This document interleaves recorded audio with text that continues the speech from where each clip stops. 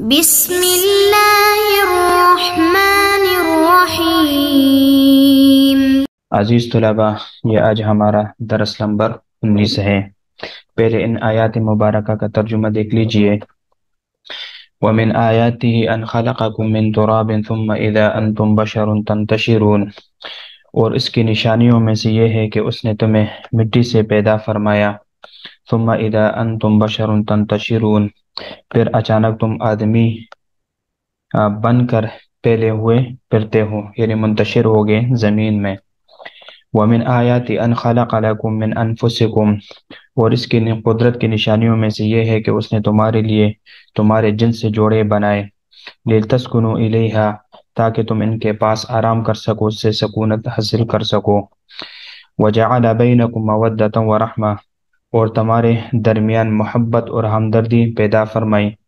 ان فی ذلک لآیات لقوم یتفکرون، تو اس میں ان لوگوں کے لیے نشانیاں ہیں جو غور اور فکر کرتے ہیں۔ ومن آیاتہ خلق السماوات والارض، اور اس کی قدرت کی نشانیوں میں سے آسمان کا اور زمین کا پیدا فرمانا ہے۔ واختلاف السنتکم، اور تمہاری بولیوں اور رنگوں کا مختلف ہونا ہے۔ السنتکم و الوانکم، تمہارے لغات کا، تمہارے رنگوں کا مختلف ہونا ہے۔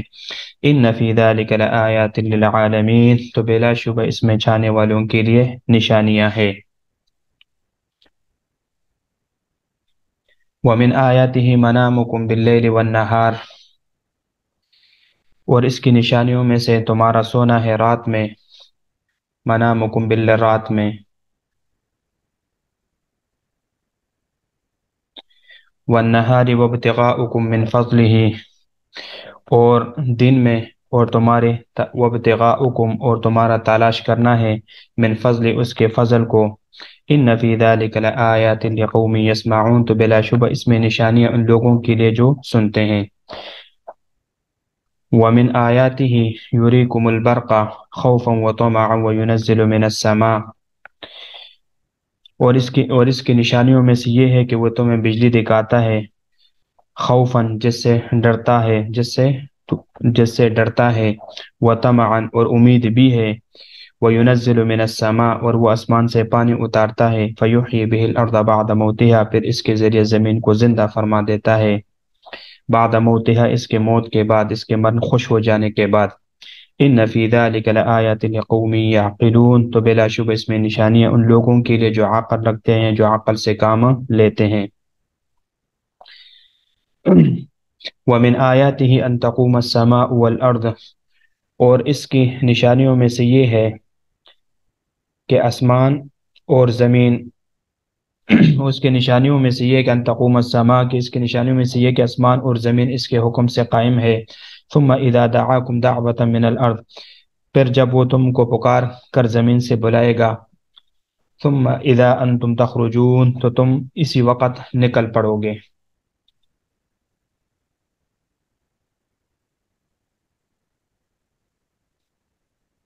وَلَهُ مَنْ فِي السَّمَاوَاتِ وَالْأَرْضِ كُلٌّ لَهُ قَانِتُونَ، اور اسی کے لیے جو کچھ آسمانوں اور زمین میں ہے، سب اسی کے، کل لہ قانتون، سب اس کے حکم کے تابع ہیں۔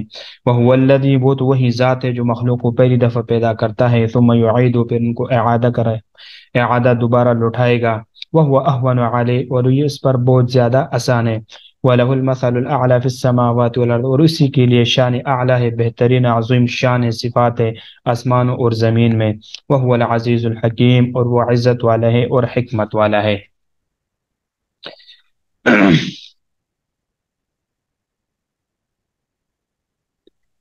ومن آیاتہ، یہ جہاں جہاں پر نیچے بھی جیسے کہ یہاں پر آئے ومن آیاتی، اور اس کے بعد آئے گا ومن آیاتی ان خلقکم، اور اس کے بعد ایک ومن آیاتی خلق السماوات وغیرہ، تو ان تمام میں من آیاتی سب جگہ میں خبر مقدم ہے، اور اس میں مجاز بالحذف ہے، یعنی اصل میں تھا ای من آیاتی قدرتی ہی، من آیاتی قدرتی ہی، تو یہاں سے اللہ رب العزت یعنی دلائل قدرت اور انسان دلائل قدرت کو بیان فرما رہے ہیں، اور انسانی تخلیق انسان کو بیان فرما رہے ہیں۔ وَمِنْ آیَاتِهِ أَنْ خَلَقَكُم مِّن تُرَابٍ، اور اس کی ربوبیت اور قدرت کے علامات میں سے ہے ان خلقکم، کہ تمہارا پیدا کرنا، ان خلقکم، تمہارا پیدا کرنا، تو یہ اس کے قدرت کی نشانیوں میں سے ہے کہ من تراب ثم اذا انتم بشر، مٹی سے پھر کچھ مدت کے بعد تم آدمی بن کر پیدا کیے۔ تو یہاں پر من خلقکم میں کم ضمیر سے آدم علیہ السلام اور ان کی اولاد مراد ہے۔ تنتشرون، تم پھرتے چلے گئے ہو، زمین میں پھیلتے گئے ہو، تم ان چیزوں میں تصرف کرتے ہو جن میں تمہارا سامان معیشت ہے، سامان معیشت ہے۔ ومن آیاتہ، اور اس کی قدرت کی نشانیوں میں سے یہ ہے ان خلقکم من انفسکم، تو یہاں سے یعنی ازواج کا پیدا کرنا بیان فرما رہے ہیں۔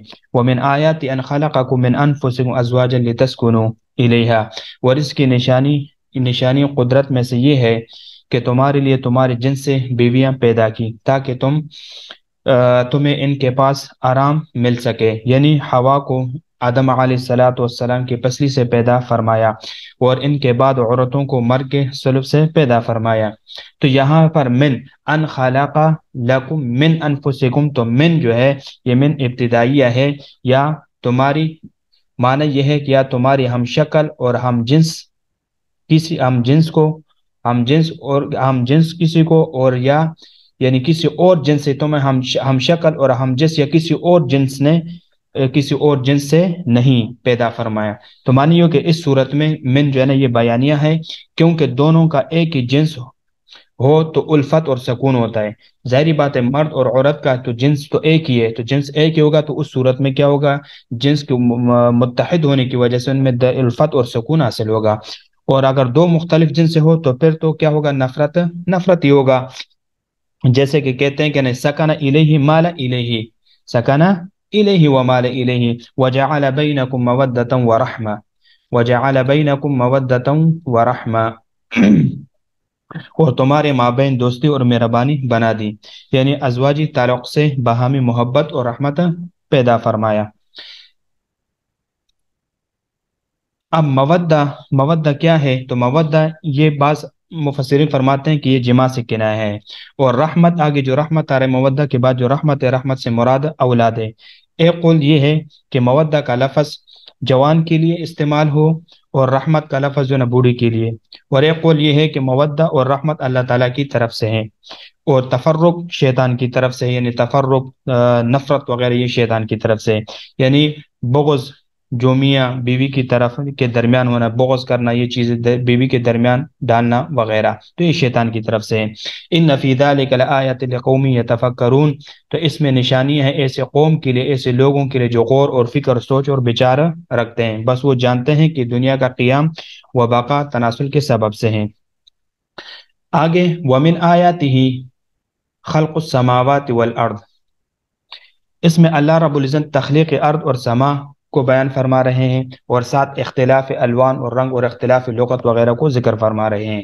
ومن آیات خلق السماوات والارض، اور اس کی نشانیوں میں سے آسمان اور زمین کی پیدائش ہے، واختلاف السنتکم، اور تمہاری بولیوں کا مختلف ہونا ہے۔ ایک تو یہ ہے کہ السنتکم، السنت سے مراد لغات کا مختلف ہونا، دوسرا یہ ہے کہ بولیوں کے طریقوں اور آواز کی کیفیتوں کا مختلف ہونا ہے۔ وَأَلْوَانِكُمْ، اور تمہارے رنگوں کا، سیاہ مثلا سیاہ سفید وغیرہ، اور اسی اختلاف تعارف اور پہچان پیدا ہوئی، ورنہ اگر انسان باہمی یعنی ہم شکل اور ایک طرح کے ہوتے تو التباس و تجاہل پیدا ہوتا اور مصلحت معطل ہو کر رہ جاتی۔ اس میں واضح علامت قدرت ہے، یعنی ایک باپ اور ماں سے پیدا ہوئے، اور ان کی کثرت تعدد کے سوا اللہ تعالیٰ کی کوئی نہیں جانتا، مگر تمام باہمی فرق پایا جاتا ہے۔ تو یہ تمام باہمی فرق پائے جانے کے باوجود تو گویا کہ یہ کیا ہے، قدرت کی نشانی ہے۔ ان فی ذلک لآیۃ للعالمین، یقیناً اس میں نشانی ہے پوری جہان والوں کے لیے۔ آگے ومن آیاتہ منامکم باللیل، تو یہاں پر رات کی نیند کو اللہ رب العزت نے انسان کے لیے راحت اور سکون کا ذریعہ بنایا، اور اس کی قدرت کی نشانیوں میں سے تمہاری یہ رات کو سونا، والنہار وابتغاؤکم من فضل، اور دن کو اللہ تعالیٰ کے فضل کو تلاش کرنا ہے۔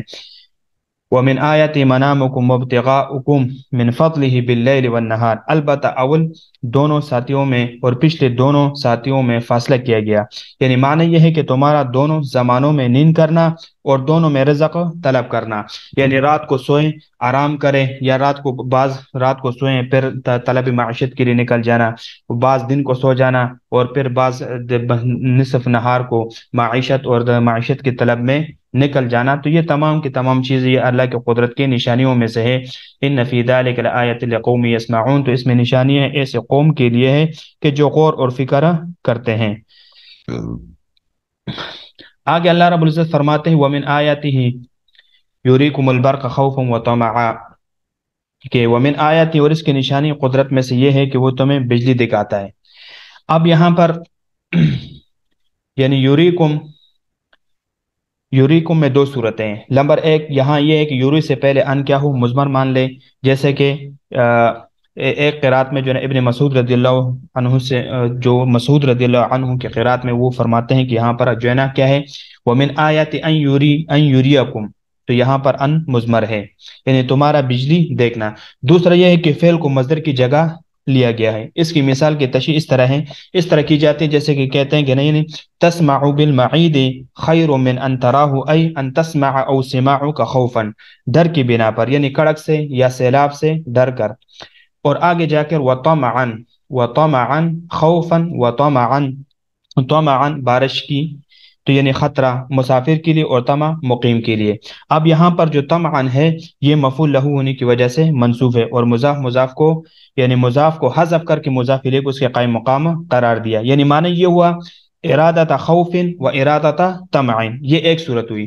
دوسری ترکیب یہ ہے کہ یہ اس کا جو ہے نصب حال ہونے کی بنا پر یہ کیا ہے، منصوب، یعنی معنی یہ ہے ای خائفین و طامعین، اس حال میں کہ وہ خوف کرنے والے اور طمع کرنے والے ہیں. ان فی ذلک لآیۃ لقوم یعقلون، تو بے شک اس میں نشانی ایسے قوم کے لیے جو غور اور فکر وہ کرنے والی ہے. ومن آیاتہ ان تقوم السماء والارض وینزل من السماء،